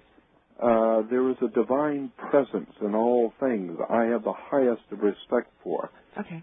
And so in that way, I could say that I am totally a believer in God, or a total believer in the divine principles of the universe. Are you then trying to free us, your fellow human beings, from erroneous, limited ideas of God? Yes. That's basically what I'm trying to do. You're not sitting there on a throne, right, up in the sky? Yeah. Well, what I'm doing, I should add to what I just said, the fact that I have no problem whatsoever with the idea of spirits or angels or demons or whatever you want to call them, and there's all kinds of explanations for that other world of darkness, of where you go when you die or whatever. There's all kinds of ideas expressed, but I am totally convinced for myself, beyond a shadow of a doubt, that there is, in point of fact, a spirit world. There's no doubt in my mind about it. So what convinces you? And so therefore, I don't know if I would call them angels necessarily. I don't know if I would call them demons, but I do believe that there is a presence, a spiritual, divine presence, which they meaning whoever they are able to come in and go out of dimensions. So I don't have any problem with the idea of angels. I'm quite sure that they're here. I'm quite sure that maybe there's all kinds of spirit entities in this world that we don't see necessarily, but we will see face to face on occasions. Like the Apostle Paul said, some have entertained angels unaware and didn't even know it. And so, I mean, how many stories have we heard in our lifetime? How many thousands of stories of people who were caught in a terrible accident or some terrible tragedy? Miracles that happen. Yeah, someone walked in out of nowhere and helped them and protected them, and then walked out and were gone and were never seen again. Do you have a spiritual practice that you do, Jordan? Say it again? Do you have a spiritual practice that you do? Not to put you in touch with that realm, or? No, I'm a very spiritual person. I read and I study. I communicate with the spirit world in my own way. But I have a very high respect for the entire superstructure of what we would call God and the spirit world. Do you pray? I have a very high respect for. I'm not a fool. I understand the difference between metaphor, but I also know that there's something else going on besides the metaphor, and that's that I have a high respect for. What do you think? I mean, your mission is to wake people up and say, "Gee, look at our history and what these ancients were really looking at, and look at how we're expressing religion today or law." What would you hope if you could, take a Sim City computer program and redesign the world? Under what lines? What would you test out? What would you? I would like to see the entire world. This is merely an answer to your question, but I would like to see the entire world for the first time sit down and listen to the whole story of the ancient mystery schools, the ancient mystery school teachings of astrotheology and the secret teachings of all the ancient ages of the world, what the ancient peoples were trying to tell us. What do the Aztecs and the Mayas and Incas know that we are too brilliant to even look at? We're too smart. I think that what we have had are people who have purposely kept us ignorant so that we don't bother to look at what the Egyptians were really teaching, what they really believed, and why they believed it. I think that there are some very, very intelligent and powerful people in the world who know that there was a huge and a humongous story going on in the world for thousands of years. But it's not on a need-to-know basis for you. I mean, you don't need to know. You just go on and do your job. And is it too empowering to know? Yeah, I think it's very empowering, and I think that's exactly the problem, is that the people in power do not want you to know how much power you really have once you get in touch with your own spiritual connection with God and get your own spiritual connection. All of a sudden, you don't need anyone. You don't need to crawl on your knees to government. You don't need to have anyone tell you how to act and how to think and how to treat your fellow man, how to treat your mate in marriage. You don't need anyone to tell you any of these things. And therefore, you become a light in yourself. And people then begin to see that you are a brilliant person, that you live your life with profound wisdom and knowledge, and you move in such a way as to show that you are a well-adjusted and have respect for other people, respect for belief systems, respect for the universe. Today, unhappily, mankind has no respect for themselves, much less the earth or their wife or their husband or anything else. They don't even have respect for themselves. Well, certainly that message that you expressed has been kept damped down because it was threatening to former leaders of the world, that those who had it by its grip. But I keep wondering if we can afford to do that anymore today. I think you're right. Take us all down with the ship, I totally think you're right. I don't think we can continue to play dumb anymore. I think nobody, even children, you will see it in all children. No child wants to be chastised by the parent or by the teacher. No one wants to be told, sit down and be quiet, you're out of line. Nobody likes that. Nobody likes to be made fun of in front of the class and made to look like a fool, even though you acted like a fool and therefore you got chastised. But nobody likes that. Humans do not like to be put down. They like to take the front seat and be pompous and arrogant, and then when someone comes in with real authority and says, go sit in the back, you're not capable of sitting up here with us, that no one likes that. So consequently, that's in part of human nature.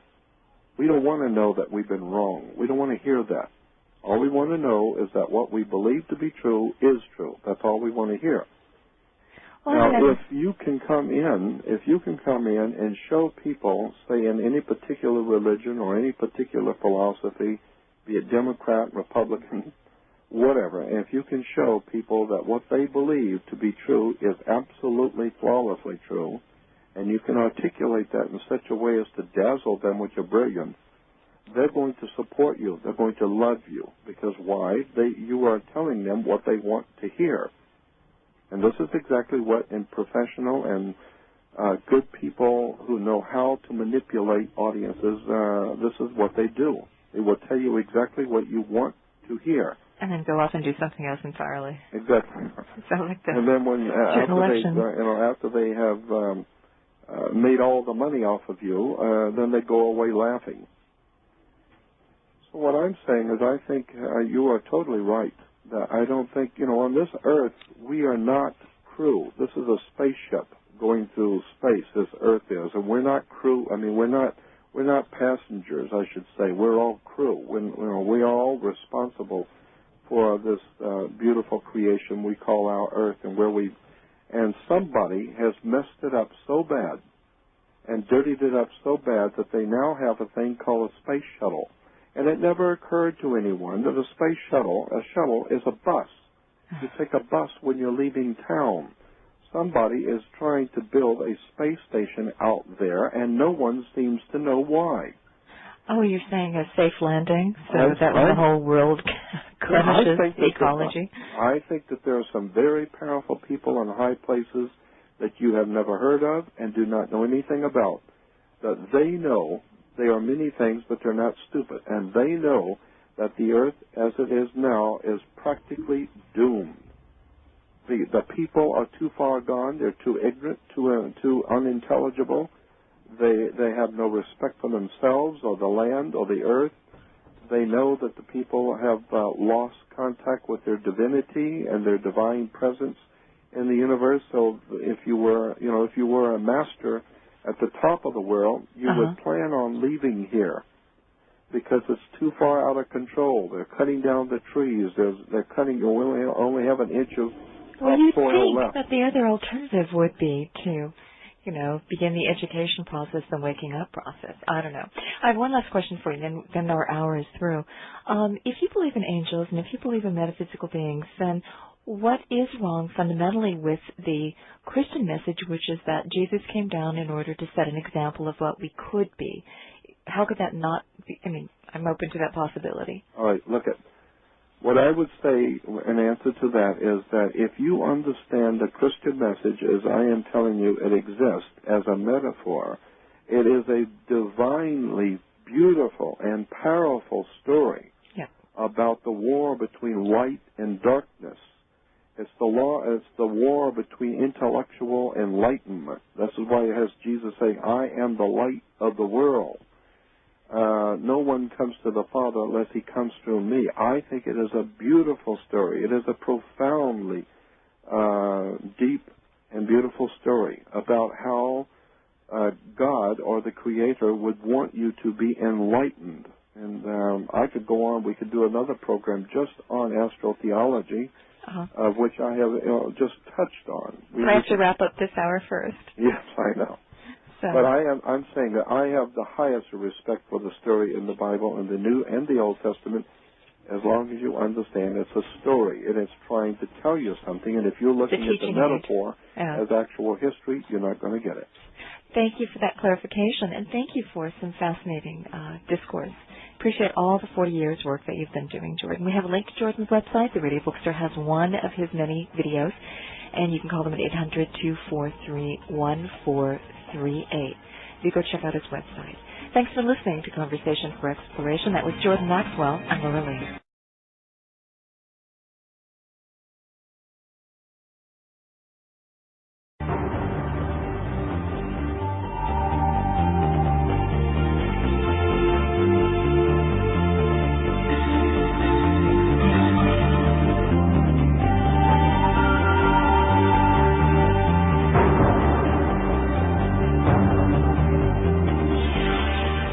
Hello there, I'm Laura Lee. Thanks for tuning in to Conversation for Exploration. Tonight, Jordan Maxwell joins us. He says that our modern world, yes, rests squarely upon our historical world, but he's here tonight to detail some of the arcane and forgotten ways in which the ancient mindset informs our present-day institutions. Welcome, Jordan. Yeah, what a subject we have embarked upon. What a subject we've embarked upon. Yeah. This has occupied you for how many years now? For 40 years I have been involved in researching and studying the subject of occultism in politics and religion and institutions. And by occultism I mean the classic understanding of the word occult in Latin means that which is hidden. And so much in our world that we live in is hidden from us. We use terms and words and phrases and see symbols and emblems all around us. And so much of it is hidden to us. We don't really understand why we use certain terms and why we use certain words. And most people are just not very well informed as to how the entire world really works. And so the word occult does not mean evil or bad. It just means hidden. Is it mean forgotten because once everyone was well aware of what some of these connections were, but we've just forgotten over time? Yeah, well... Or were they hidden in the first place? Well, I can give you some examples. Most people are frightened to death when they're summoned to court. And that most likely has never occurred to anyone. Why do you even call that thing a court? Why do you go to court? Because you play basketball on a court. You know, you play tennis on a court. Right. The reason why it's called a court is because it's basically a game, and the idea is that the judge is a referee, and the whole idea is to put the ball back in the other guy's court. Oh, I see. Consequently, it's a fascinating study of words and terms. Let me give you a better example. There are two kinds of laws in the world. Now, very few people even have heard of this, but there are only two kinds of law on the earth. One is called civil law, and it comes from the word civili, which is a Latin term. Civil law is the law of the culture of the people that live in the country. And so therefore it's referred to in law as, civil law is referred to as the law of the land. Okay. Because that's where people live, is on the land. However, there is another law which also operates on earth, and incidentally the law of the land is different in every country, of course. Because in every country the culture is different. So you can do things in Russia you can't do in Africa, or you can do things in Spain that you can't do in England. So it's according to the custom of the people decides what is referred to as civil law, or the law of the land.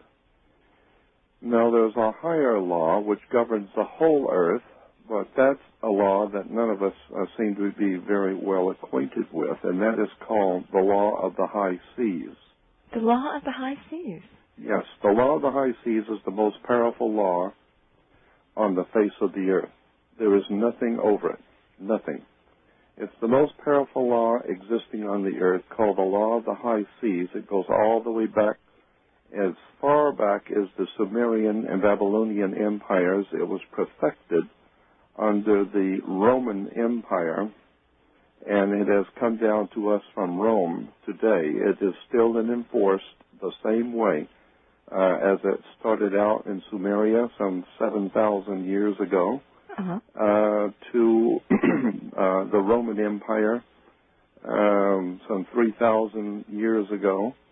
And today, England and America and the entire world of mankind operates under a world law, which is referred to as the law of the high seas, or International Maritime Admiralty. And Sears and Roebuck decided they don't want to pay Japan for the $50 million in television they sent.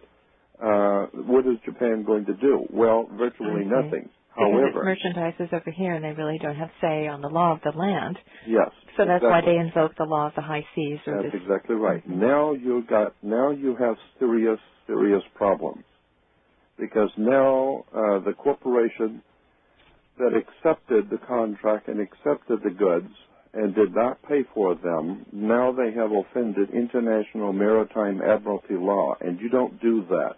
That's a big no-no. You don't mess with the banks. You can mess with your friends across the street and have little enemies around town, but you don't mess with the international banks. You owe them, you pay them, period. What are they, like the mafia or something? They shake you down? Well, I mean, the same people who founded the mafia founded the modern-day international banking cartels back in the 9th and 10th century. They were called the Templars, the Knights of the Temple of Solomon. Oh, right, because they wanted to know how to transfer their own gold, not in physical form where someone could rob them along the crusade routes. You got it. But so that they could make it to Jerusalem and then have their funds transferred there. And it worked out so well that there became a camaraderie among nations and bankers and traders all over the Middle East, all over the Near East, and finally into Europe, but go ahead. Where everyone understood how this thing works. But they were traders long before they were Freemasons. Oh, of course. I understand that. As I said, it goes back to 7,000 years old. Ideas, sciences, institutions do what we call mutate. They evolve. And as they evolve, different people pick them up and evolve them higher and higher. Obviously, but I'm saying that the way that we do banking today goes back to the 9th and 10th century in the Anglo-Saxon world, in the English-speaking world. You did see that. The Templars were so successful, they got one of those kings after them to destroy them and nab their wealth, too. Well, that's exactly the problem. Then they went underground. Yeah. Well, anyway, let me go back to the proposition that Japan brings in, say, $50 million worth of televisions, and they're on board the ship, and consequently, that's why we use the word today when you're going. Oh, now it's been renamed to International Maritime Admiralty. Right. What does it say, and who would enforce this? And what about landlocked countries? Are they bound by this if they don't have access to the high seas? No, they're not. All nations live under it. All nations. Says who? Because do they have to agree to it? Is it like a treaty? Yes, it's not really a treaty. It has been understood and was laid down by the ancient powers of the world and the prehistoric and the ancient world, and pretty well codified by the time it reached Egypt. And from Egypt and its influence on Rome, and of course Greece, and then into the modern day world. Basically what the law of the high seas, or the Maritime Admiralty Law is the law of money, the law of international banking. Because, you see, you can do business here in America. You can buy things from, say, Russia, import them, and turn right around and export them to another country. Right, and so all of those early cultures that traded wanted to make a law that would be bound by all the tradies. That's exactly right. Okay. That's all it is. It's just a banking law that establishes an absolute bottom line for the whole earth to do business. It doesn't matter what your currency is worth or who you are or what your culture or color or your background of your country. It doesn't matter. We're doing business. If you're doing business, we're talking about banks. What does the law say? What is it? What's on its books? Well, it's called the Law of Maritime Admiralty, and goodness, where would you start? Let me give you an example. Well, just when a ship pulls into port in, say, Los Angeles and New York, say from Japan with $50 million worth of televisions, it's coming in on water to start with. Mm-hmm. Consequently, it is also bringing products for the exchange of money. So banks are involved. American banks are going to have to pay up to the Japanese banks who finance the Japanese industry. So banks are being paid or paying each other. Consequently, if Japan sends us materials and Americans decide we don't want to pay Japan for whatever reason to send a product through the mail, you're going to ship it to them. Even if it goes by air. Uh-huh. Yeah, because that's what a plane is. It's an airship. Right. Or when it goes to the moon, there's a rocket ship. That's why in the Enterprise they call it the bridge. Yeah. So anyway, the ship pulls in from Japan, say, and it's coming in on water with products which are going to cause money to change hands. Therefore, the ship pulls into and parks where it's supposed to, and when it parks, it is referred to as in its berth. It's called berthing a ship. So the ship now sits in its berth, which is next to the dock. It has to be tied to the dock. And now the first thing the captain has to do, because we're talking about money now, we're talking about banking. It has nothing to do with who came into this country or what the culture is here. We're talking about money. Consequently, the captain of the ship has to provide the port authorities with a certificate of manifest, or a certificate showing what he is bringing in to sell and do business in this country. Right. So therefore, he has to have a certificate of manifest showing what it is he has brought into the economy of this country and how much is it going to make and how much do we have to pay. Now, so we can calculate our gross national product. Yeah. Exactly. That's it. And so consequently, many people do not realize that when you were born, you came out of your mother's water. And consequently, you are a maritime admiralty product by law because you came out of water. You came down your mother's birth canal. Consequently, it sounds silly, but in point of fact, it's lawfully correct that since you came out of your mother's water, you are a maritime product. You are what is referred to as a national product. I'm a commodity. A commodity. You are. That's why if you're unemployed, you go to the human resource. Unemployment, you're a resource, just like televisions and radio and anything else that can make us money.